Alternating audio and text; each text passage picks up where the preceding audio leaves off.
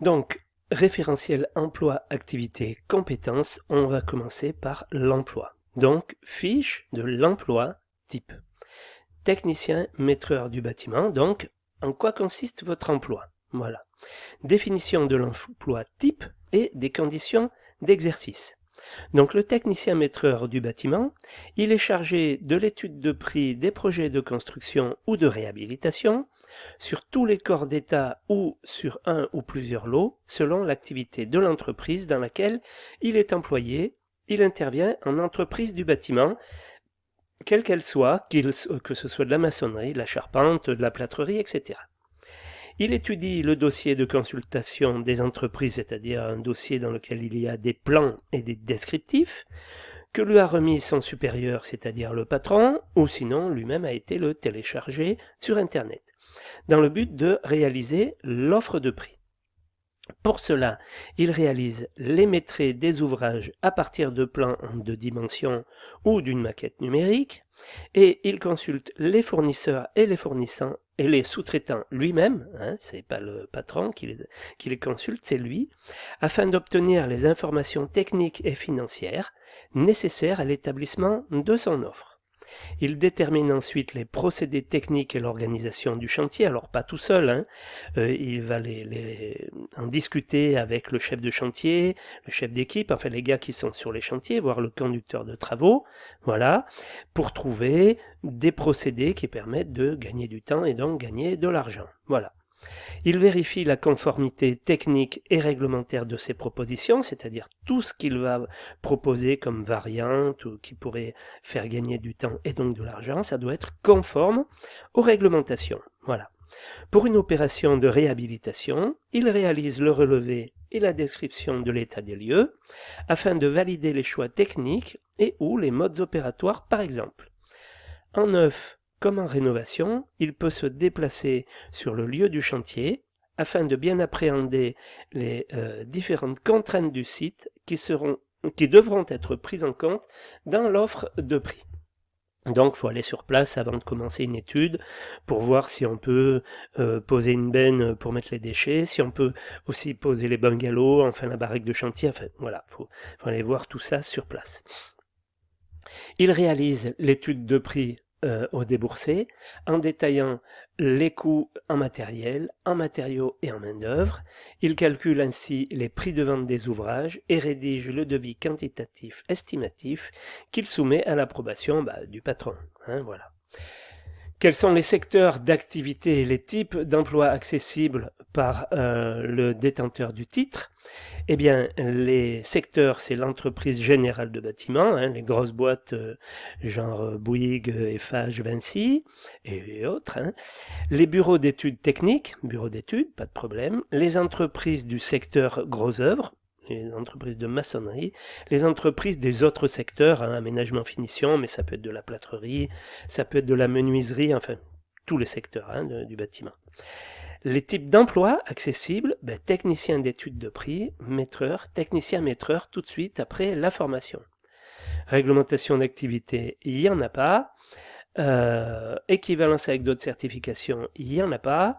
Liste des activités types et des compétences professionnelles, donc ça, on va aller voir plus en détail.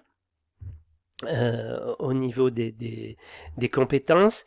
Alors là, je vous laisserai les parcourir, mais on va en discuter plus profondément dans une autre vidéo. Voilà. Donc, il y a d'abord les activités, fiche activité numéro 1, maîtrise, et on vous explique ce dont il en retourne. L'activité type numéro 2, pareil, on vous explique, réaliser l'étude de prix, en quoi ça consiste, voilà. Et ensuite, vous avez toutes les compétences qui font partie des activités. Réaliser le maîtrise d'un projet de bâtiment, c'est la 1. La 2, c'est établir le relevé et la description. La 3, vérifier la conformité. Enfin voilà, vous avez toutes ces activités qui sont décrites. Et ensuite, donc, alors les activités, c'est-à-dire qu'au total, il y en aura, alors les compétences, ah oui, alors vous avez les 6 compétences pro, et ensuite vous avez les compétences transverses, aux compétences transversales, Et là, donc, il s'agit de savoir communiquer par écrit, comprendre et s'exprimer. Donc ça, pendant la formation, on va les mettre en œuvre. Hein. Description de la compétence, processus de mise en œuvre. Donc dans le cadre d'un projet de construction, le professionnel lit et analyse les pièces écrites d'un dossier de consultation afin de pouvoir remettre son devis par écrit au client. Donc il faut être à l'aise pour lire et pour écrire.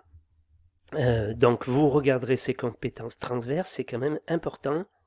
Voilà, manipuler des chiffres et utiliser les ordres de grandeur, très important pour faire votre futur métier.